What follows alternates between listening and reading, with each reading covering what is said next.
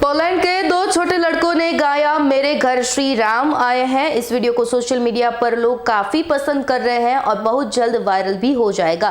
भेविन की आवाज और उसके आत्मविश्वास को देखकर लोग उनकी सराहना कर रहे हैं। प्रवासी भारतीय दिवस के इस खास मौके पर भेविन ने अपने अद्वितीय टैलेंट से सभी का ध्यान आकर्षित किया और सभी को यह याद दिलाया कि भारतीय संस्कृति और संगीत की पहचान सिर्फ भारत तक ही सीमित नहीं है, बल्कि दुनिया भर में इसके सम्मान और प्यार मिलता है।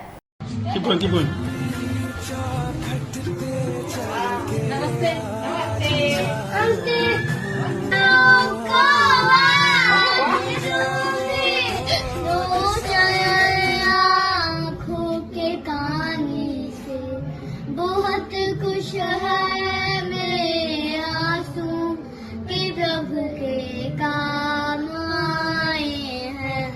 बजाओ ढोल स्वागत में मेरे घर आए हैं। અમારી તમામ માહિતીથી અપડેટ રહેવા માટે જોડાયેલા રહો S9 ન્યૂઝ સાથે।